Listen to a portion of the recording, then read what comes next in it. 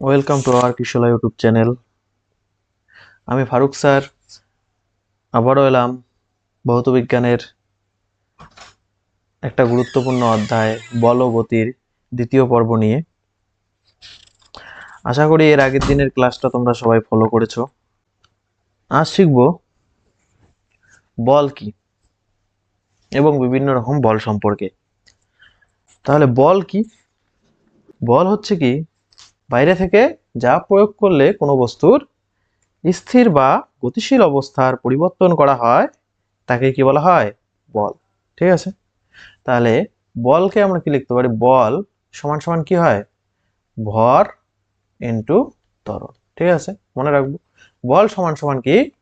ভর ইন্টু ত্বরণ। আবার দেখো, আমরা এখান থেকে লিখতে পারি ভর ইন্টু ত্বরণ মানে কি লেখা যায়? ত্বরণ হচ্ছে কি বেগের পরিবর্তন বাই সময়। ঠিক আছে, তাহলে আমরা কি বলতে পারবো? বল হচ্ছে ভর ইন্টু বেগের পরিবর্তন বাই সময়। ঠিক আছে, তাহলে দেখো এরপরে আসি বিভিন্ন রকমের বল সম্পর্কে। ঠিক আছে, বলকে কয় ভাগে ভাগ করি? বলকে প্রধানত দুই ভাগে, একটা হচ্ছে স্পর্শজনিত বল আর একটা হলো স্পর্শহীন বল। আর স্পর্শহীন বলের অপর নাম কি? এর অপর নাম হলো ক্ষেত্রজনিত বল। ঠিক আছে, তাহলে স্পর্শহীন বলের অপর নাম হচ্ছে ক্ষেত্রজনিত বল। ঠিক আছে, তাহলে আসি স্পর্শজনিত বল কি। স্পর্শজনিত বল হচ্ছে দুটি বস্তু পরস্পরের যদি সংস্পর্শে রাখা হয়, ঠিক আছে, তাহলে তাদের পারস্পরিক ক্রিয়ার জন্য কি একরকম বল উৎপন্ন হবে, তাই না? সেই বলকেই আমরা কি বলবো? স্পর্শজনিত বল। তাহলে দুটা বস্তু কি আছে? সংস্পর্শে আছে। তাহলে কি হবে? দুটা বস্তু সংস্পর্শে থাকার জন্য তাহলে একটা বস্তু আর একটা বস্তুর উপর কি বল ক্রিয়া করবে, সেই বলটাকে আমরা কি বলবো? স্পর্শজনিত বল। ঠিক আছে, স্পর্শজনিত বলের উদাহরণ কি হয়? স্পর্শজনিত বলের উদাহরণ আমরা কি বলতে পারি? ঘাত, তারপরে হতে পারে টান, ধাক্কা, ঘর্ষণ। তাহলে এগুলোকে কি বলা হবে? স্পর্শজনিত বল। কারণ কি, দেখো ঘাত, কোনো বস্তুর উপর যদি আমরা ঘাত প্রয়োগ করতে যাই তাহলে কি হবে? ঘাত বলতে আমরা বুঝি কোনো তলের উপর লম্বভাবে প্রযুক্ত বল। তাহলে কোনো তলের উপর কোনো বস্তু দিয়ে যদি আমরা বল প্রয়োগ করতে যাই তাহলে অবশ্যই বস্তু দুটোকে কি পরস্পরের সংস্পর্শে থাকতে হবে। ঠিক আছে, সংস্পর্শে না থাকলে কখনো ঘাত ক্রিয়া করা যাবে না। ঠিক একই রকম টান, ধাক্কা, ঘর্ষণও পরস্পরের সংস্পর্শে থাকলেই ক্রিয়া করা যাবে। ঠিক আছে, তারপরে আসি স্পর্শহীন বল।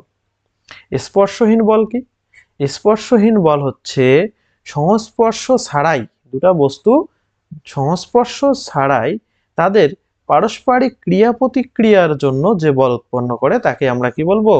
স্পর্শহীন বল বা ক্ষেত্রজনিত বল। যেমন উদাহরণস্বরূপ আমরা কি বলতে পারি? মহাকর্ষ বল। ঠিক আছে, মহাকর্ষ বলও এক ধরনের কি বল? স্পর্শহীন বল, তাই তো? তারপরে তড়িৎ আকর্ষণ বা বিকর্ষণ বল।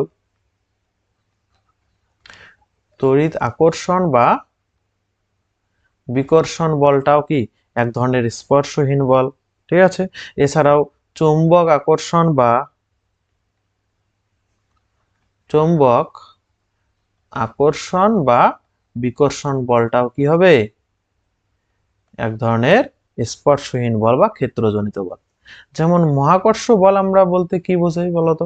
মহাকর্ষ বল হচ্ছে মহাবিশ্বের মধ্যে দুটি বস্তু, মহাবিশ্বে দুটি বস্তু তাদের পরস্পরকে যে বল দ্বারা আকর্ষণ করে। তাহলে দেখো মহাবিশ্বের বস্তু দুটো পরস্পরের সংস্পর্শে নেই, তারপরেও কি পরস্পরকে একটা বল দ্বারা কি করে? আকর্ষণ করে, তাই না? ওই আকর্ষণ বলটাকে আমরা কি বলি? মহাকর্ষ বল। তাহলে আকর্ষণ, দেখো পরস্পরের সংস্পর্শে না থাকার পরেও এই আকর্ষণ বলটা কাজ করছে। তাহলে এই আকর্ষণ বল মানে মহাকর্ষ বলটা হবে এক ধরনের স্পর্শহীন বল। ঠিক আছে, বুঝতে পেরেছো? ঠিক একই রকম চৌম্বক আকর্ষণ বা তড়িৎ আকর্ষণ বিকর্ষণ বলও কি হবে? স্পর্শহীন বল বা ক্ষেত্রজনিত বলের উদাহরণ। ঠিক আছে, বুঝলে? এবার আসি বলের ঘাত। তাহলে বলের ঘাত কি? বলের ঘাত হলো, ধরে নাও কোনো একটা বল, এফ মানের একটা বল কোনো একটা বস্তুর উপর টি সময় প্রয়োগ করা হলো, ঠিক আছে? তাহলে এফ মানের বল যদি টি সময় ধরে প্রয়োগ করা হয়, তাহলে এই বল এবং সময়ের গুণফলকেই কি বলবো আমরা? বলের ঘাত, ঠিক আছে? আবার দেখো, আমরা কি জানি বল সমান সমান কি হয়? ভর ইনটু ত্বরণ, তাই না? আবার একে লেখা যাবে কি? ভর ইনটু ত্বরণের পরিবর্তে আমরা লিখতে পারি বেগের পরিবর্তন। তাহলে অন্তিম বেগ মাইনাস প্রাথমিক বেগ বাই কি? সময়, ঠিক আছে? তাহলে এখান থেকে লেখা যাবে F T equals to M into V minus U, ঠিক আছে? তাহলে এফ টি কি? এফ টি হচ্ছে বলের ঘাত, তাই না? এফ টি কি? বলের ঘাত। তাহলে বলের ঘাত সমান সমান হলো ভর ইন্টু বেগের পরিবর্তন, অর্থাৎ ভর বেগের পরিবর্তন। অর্থাৎ আমরা কি বলতে পারি? অর্থাৎ বলতে পারি ভর বেগের পরিবর্তন। তাহলে ভরবেগের পরিবর্তনই হলো কি? বলের ঘাত, ঠিক আছে? তাহলে ভরবেগের পরিবর্তনকে আমরা বলের ঘাত বলতে পারবো। তাহলে এবার বলের ঘাতের মাত্রা একক নিশ্চয়ই বের করতে পারবো। বলের মাত্রা কি হয়? বলের মাত্রা হয় M L T to the power minus two, তাই না? এটা হচ্ছে বলের মাত্রা। এটা সময়ের মাত্রা মানে কি? টি। এটা দিয়ে গুণ করলেই কি পাবো আমরা? গুণ করলে বলের ঘাতের মাত্রা পাবো। তাহলে এখান থেকে আমরা কি বলতে পারি? তাহলে বলের ঘাতের মাত্রা হলো M L T to the power minus one, ঠিক আছে? এটা হলো বলের ঘাতের মাত্রা। তাহলে এর একক কি হবে? বলের ঘাতের একক কি হবে? বলের ঘাতের একক হবে সিজিএস পদ্ধতিতে, সিজিএস পদ্ধতিতে বলের ঘাতের একক হবে ডাইন সেকেন্ড, এবং এসআই পদ্ধতিতে বলের ঘাতের একক কি হবে? নিউটন সেকেন্ড, ঠিক আছে? আশা করি বুঝতে পেরেছো। আচ্ছা, এবার আসি ঘাত বল কি? ঘাত বল হচ্ছে কোনো একটা বৃহৎ মানের বল কোনো বস্তুর উপর যদি খুব অল্প সময় বা তাৎক্ষণিক সময় প্রয়োগ করা হয়, তাহলে ওই বৃহৎ মানের বলকেই কি বলবো আমরা? ঘাত বল বলবো, ঠিক আছে? তাহলে ঘাত বল মানে কি? এক ধরনের বল, তাই না? তাহলে ঘাত বলের একক কি হবে? বলের এককের সমান। অর্থাৎ সিজিএস পদ্ধতিতে কি হবে? সিজিএস পদ্ধতিতে হবে ডাইন, এবং এসআই পদ্ধতিতে হবে নিউটন, ঠিক আছে? তাহলে ঘাত বলের মাত্রাও আমরা বের করতে পারবো। ঘাত বলের মাত্রা হলো M L T to the power minus two, অর্থাৎ বলের মাত্রা, তাই না? ঠিক আছে। এবার আসি রৈখিক ভরবেগ। তাহলে রৈখিক ভরবেগ কি? রৈখিক ভরবেগ হচ্ছে ভর এবং বেগের সমন্বয়ে গতিশীল বস্তুতে যে ধর্মের সৃষ্টি হয়। তাহলে ভর এবং বেগ, তাহলে ভর এবং বেগের সমন্বয়ে কোনো বস্তুতে যে ধর্মের সৃষ্টি হয় তাকেই কি বলা হবে? বস্তুর ভরবেগ, ঠিক আছে? তাহলে ভরবেগ হচ্ছে ভর এবং বেগের গুণফল, বুঝলে? তাহলে ভরবেগের একক কি হবে? ভরবেগের একক হবে ভরের একক, অর্থাৎ সিজিএস পদ্ধতিতে হবে গ্রাম, এবং বেগের একক কি হয়? বেগের একক হলো সেন্টিমিটার পার সেকেন্ড। তাহলে ভরবেগের একক কি হচ্ছে? সিজিএস পদ্ধতিতে গ্রাম সেন্টিমিটার পার সেকেন্ড, এবং এসআই পদ্ধতিতে কি হবে তাহলে? কিলোগ্রাম মিটার পার সেকেন্ড, ঠিক আছে? তাহলে ভরবেগ কি রাশি? ভরবেগ হলো একটি ভেক্টর রাশি। ভরবেগ হলো একটি ভেক্টর রাশি। এবার আসি রৈখিক ভরবেগের সংরক্ষণ সূত্র। তাহলে রৈখিক ভরবেগের সংরক্ষণ সূত্র কি? কোনো বস্তুর উপর বাইরে থেকে বল প্রযুক্ত না হলে বস্তুর মোট রৈখিক ভরবেগ অপরিবর্তিত থাকে। বাইরে থেকে যদি বল প্রয়োগ করা না হয়, তাহলে ওর যা ভরবেগ সেটা কি থাকবে? স্থির থাকবে, ঠিক আছে? তার কোনো পরিবর্তন হবে না। এটাই হলো কি? রৈখিক ভরবেগের সংরক্ষণ সূত্র। আর রৈখিক ভরবেগের সংরক্ষণ সূত্রের একটা বাস্তব উদাহরণ কি? বাস্তব উদাহরণ হচ্ছে বন্দুক বা কামান থেকে যখন কি হয়? গুলি ছোড়া হয়। বন্দুক বা কামান থেকে গুলি ছোড়ার সময় কি হয়? বন্দুকটা বা কামানটা কি হয়? পিছনের দিকে সরে যায়, তাই না? পিছনের দিকে ধাক্কা মারে। গুলি যেদিকে বের হয় তার পিছন দিকে ধাক্কা মারে। তাহলে এটা হলো কি? রৈখিক ভরবেগের সংরক্ষণ সূত্রের উদাহরণ, ঠিক আছে? তাহলে এবার এই যে বন্দুক বা কামানের পিছু হটা। ঠিক আছে, এ সম্পর্কে জানবো। দেখো, যখন বন্দুক বা কামান থেকে গুলি ছোড়া হয় তখন কি হয়, গুলি যেদিকে বের হয় বন্দুক কি করে তার বিপরীত দিকে ধাক্কা মারে। তাহলে এটা কেন হচ্ছে? এর কারণ হচ্ছে এটা রৈখিক ভরবেগের সংরক্ষণ সূত্রের প্রয়োগ হচ্ছে, তাই না? তাহলে আমরা এখান থেকে বলতে পারবো কি, গুলি ছোড়ার পূর্বে গুলি এবং বন্দুক উভয়ই কি ছিল?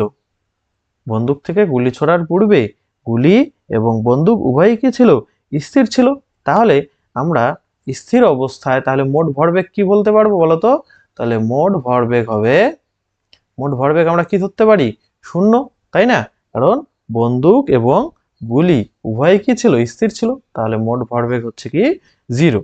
কিন্তু ধরে নাও বন্দুকের ভর ধরলাম কি, বন্দুকের ভর যদি m হয়, ঠিক আছে, এবং গুলির ভর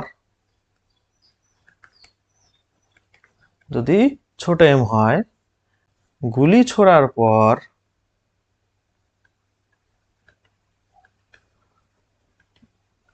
বন্দুকের বেগ